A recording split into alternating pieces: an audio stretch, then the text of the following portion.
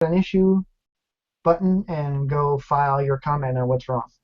So I need to go read through this again and see if it hasn't been referenced elsewhere. But in my opinion, the properties list is missing some items, because the mouse will also tell you if the Alt, Command, Control keys or all those modifier keys have been pushed, and it's got a bunch of other input details about the mouse, like the scroll wheel if you've been scrolling, how many clicks have been clicked, although I don't think that works. And you can even, like on my mouse, I've got a 3-button mouse with the middle button is actually a scroll wheel. You can scroll it, you can push it down, and you can toggle it left to right.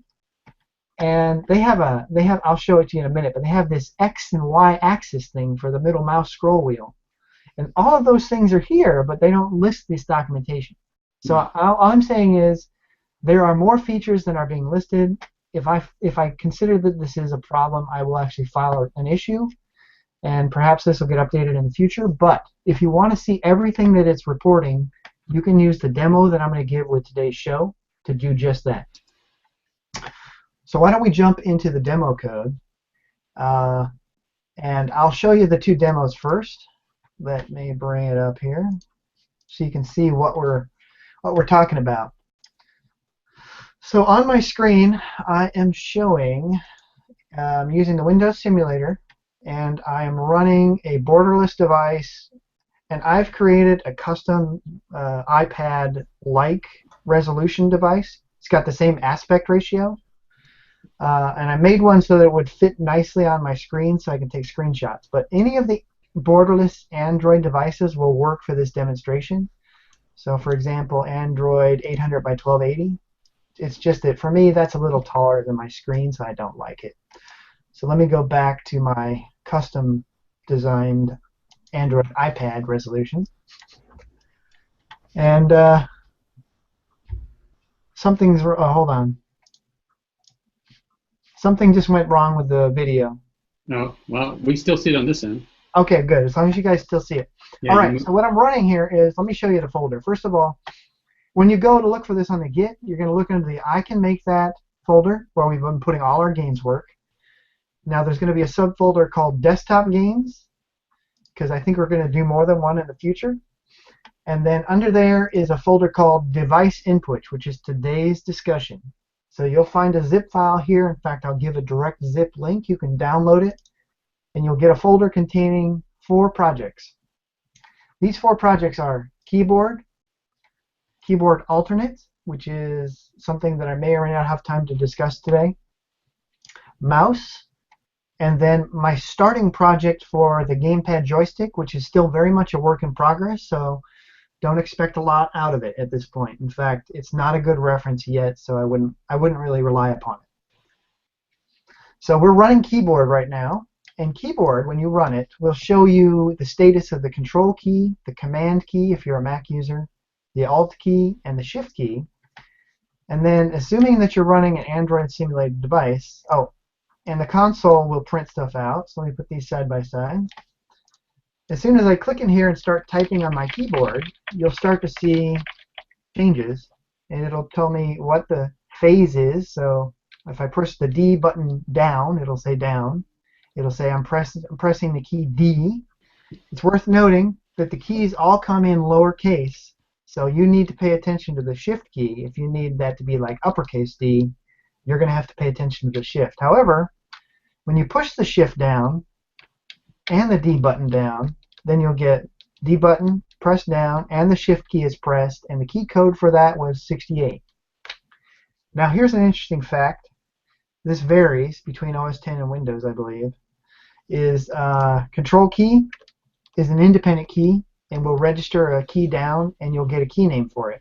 You'll also get an indicator that the Control key is pressed, but there's a right control and a left control. However, I'm pressing the right control right now, and it's still calling it left control. So this is one of those oddities you've got to take into account. If I were to run this on OS X, I believe that these would come in correctly as left and right control. Then there's the Command key, which I don't have on Windows. Let me see.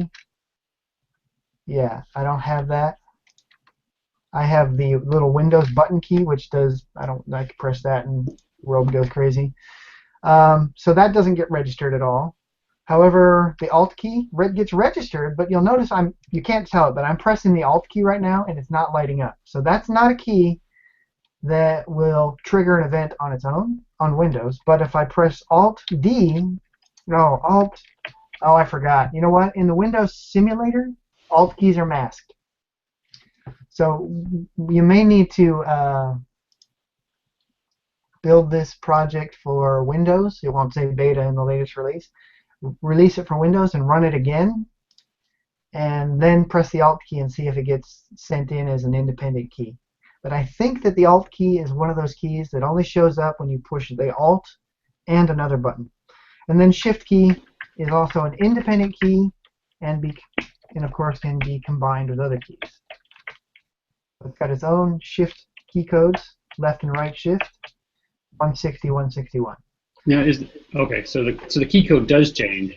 Yeah, the key code changes for shift, but not control. So I'm pushing the left control button and the right control button. And they both come in as control key code 162.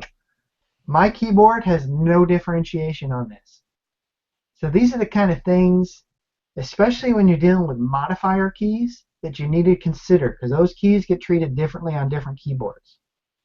The common keys, A, B, C, D, E, F, G, 1, 2, 3, those are all pretty standard across keyboards. It's just the modifier keys that are a little bit weird, like the escape key and control shift alt. So I'll just show it to you briefly. The alt keyboard demo runs exactly the same, except I did something different. I modified the phases to be ended and began. So what I do is I copy the event that comes in, and then I return a copy of that event where I've modified it. And then I do some additional stuff. I won't show you the code. You can look at it yourself. But what it's called is, I call it key cleaning. I detect that if you're on an OS X machine, and I rename some of the key names, the bit that comes out here, so they match Windows. Because as a Windows developer, I want my inputs to be consistent across the board. And I want to do all my testing on Windows, and then I just want to run it and let it work on OS X. So I have a little module that basically goes through and cleans up keys that I previously had a problem with not matching, and make sure, based on the key code, that they give the same name. Because when I look at my key events, I look at the phase and the name of the key to decide what to do. I don't look at key codes. Other people look at key codes, and that's fine. But my brain works better when I say, okay, I got to do something when the D key is pressed. Maybe I'll say it. The W key. I said when the W key is pressed, which is W. No, it's key code 87. I don't remember key code 87. That's not how my brain works. Okay, so and then mouse, and then we'll look at the code. The code is very straightforward, however. So now mouse is an extremely noisy event. It's a runtime event. You start it up, and then it just catches everything. Now you'll recall that I said that the mouse event as listed in the documentation only had a few details. Basically, the details that they listed were X and Y, the time, and what was it? I think that was about it, actually. Oh yeah, left, right, middle mouse button pushed. And for those who may not understand the term noisy, what do you mean by that? When I say noisy, I'm printing out every key event as it comes in over here in the console, and so every time I move my mouse even a little bit, I get new events. You can see how I'm getting all that activity in the console. So with a mouse event, you got to be really careful what you do when that event comes in. If every time a mouse event comes in, you do some kind of heavy calculation, you're going to bog your game down, even on a desktop. Maybe less so, but still, you're doing work that you don't need to do. So you got to be very selective about when you do work based on inputs from this event. So Okay. That's my word of caution. We'll discuss this more later when we use a mouse to actually do something in a game. Okay. Okay, that makes sense. Sorry, I had to take a drink of water there. That's fine. Okay, so as I said, actually, there are many more inputs here that are available. Uh, so unlike the key event, I'm going to push the control key down, and nothing's going to happen. So it doesn't detect the key event, but now if I start moving my mouse, you can see that the control key is pressed because this turns green. And then I'm going to release it, and it resets to white because that's how I wrote my code. White means it's not pressed, green means it's pressed. And then similarly, Control Alt or Shift, etc.